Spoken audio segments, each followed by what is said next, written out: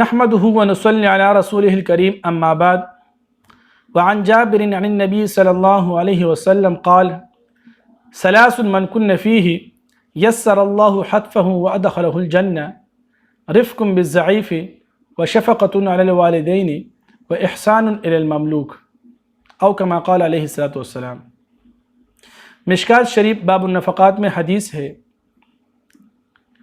حضرت جابر رضی اللہ تعالیٰ عنہ نبی کریم صلی اللہ علیہ وسلم سے روایت کرتے ہیں، فرماتے ہیں کہ آپ صلی اللہ علیہ وسلم نے فرمایا، جس آدمی کے اندر یہ تین صفات یا خصلتیں ہوگی، اللہ تعالیٰ ایسے شخص کو دو انعامات سے نوازے گا۔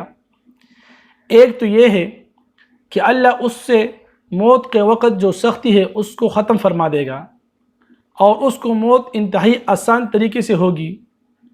اور دوسرا یہ کہ اللہ تعالیٰ ایسے شخص کو جنت میں داخل فرمائے گا۔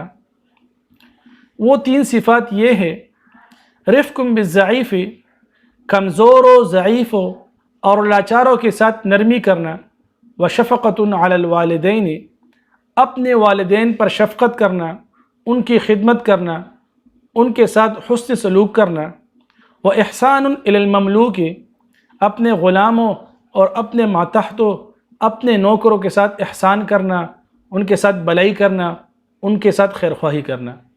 جس آدمی کے اندر یہ تین صفات ہوں گی، اللہ تعالیٰ ایک تو اس سے موت کی سختی ختم فرما دے گا، اور دوسرا اللہ تعالیٰ اس کو جنت میں داخل فرمائے گا۔